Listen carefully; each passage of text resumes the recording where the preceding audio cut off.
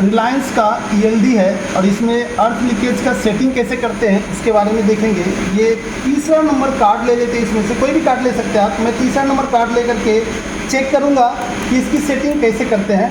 तो देखिए ये मैंने पहले 3 नंबर पे चैनल नंबर 3 पे कर दिया, यानी ये तीसरा चैनल कहलाएगा जिसको हम लोग तीसरा कार्ड बोलते हैं। अब देखिए आप पहले ये पुश करेंगे ना तो इसमें कितने पे सेट किया हुआ पहले से वो दिखेगा। तो देखिए डिस्प्ले पे 310 किलो ओम पे सेट किया हुआ है। अलार्म सेटिंग का मतलब ये है कि ये फॉल्ट जनरेट होगा उस समय 310 से जैसे ही नीचे जाएगा। तो ये पुश करके क्या देख सकते हैं आप कि कितना पे सेटिंग किया हुआ है। तो ये तो समझ गए पुश बटन किस काम का आता है, कितने पे सेट किया हुआ पहले से।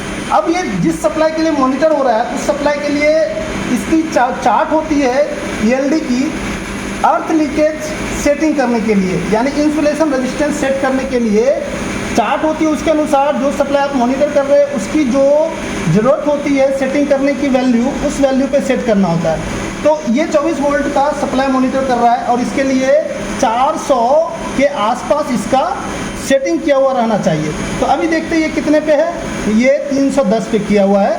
तो इसको 400 पे हम लोग कर देते हैं। तो 400 पे करने के लिए क्या करेंगे, इसको पहले आप दबाएंगे, इसको दबा के रखने के बाद इसको आप मूव करेंगे।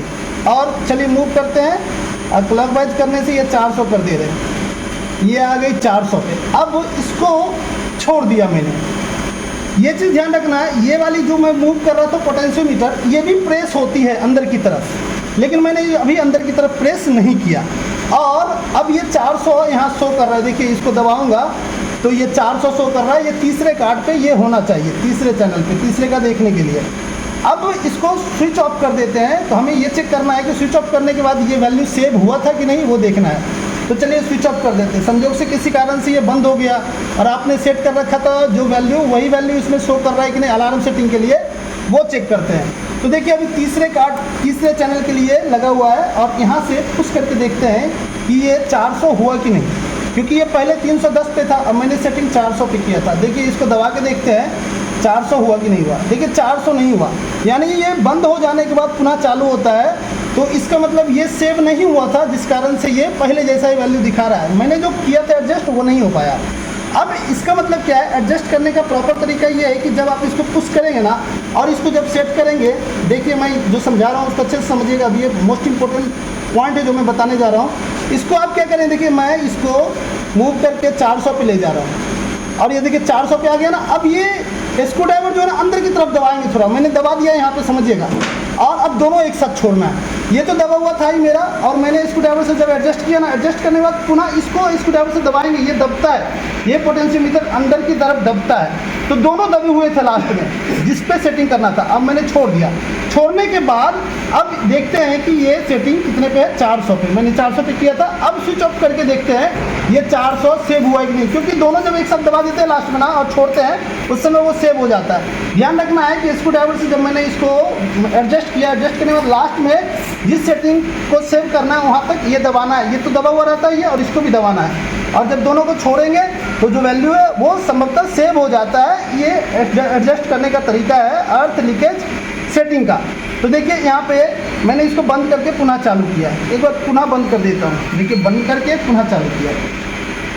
तो बंद करके चालू करके ये देखते हैं कि इसकी सेटिंग हुई है कि नहीं। अब इसके लिए क्या करेंगे, इसको पुश करेंगे। तो पुश करके ये 3 नंबर पे ऑलरेडी है यहाँ पे, और देखिए 400 पे सेट हो गया है। सपोज मान लेते हैं ये सही से हमारा बंद नहीं हुआ था, तो एक बार और बंद करके देखते हैं। देखिए ये मैंने बंद कर दिया, अभी पूरी तरह से बंद है ये। अब छोड़ रहा हूँ इसको, छोड़ने के बाद अब चालू कर रहा हूँ।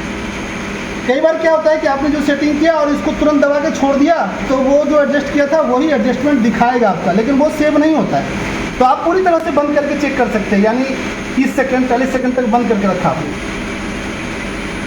अब मैं ये देखता हूँ कि 3 नंबर पे इस पर जो सेव किया था कार्ड के लिए, चैनल नंबर 3 के लिए 400 पे सेटिंग किया था, वो हुआ है कि नहीं हुआ है। अब मैं इसको दबाता हूँ, देखिए 400 शो कर रहा है, यानी ये सेव हो गया। अब कितना बार भी ये बंद हो उससे फर्क नहीं पड़ता, इसकी सेटिंग 400 जो मैंने की वो सेव हो गई परमानेंट इस पर।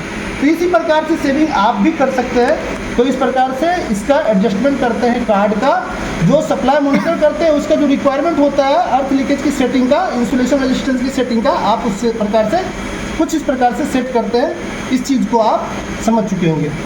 तो इस वीडियो का पर्पस यही था कि इसकी सेटिंग कैसे करते कार्ड की रिलायंस ELD में, वो बताना।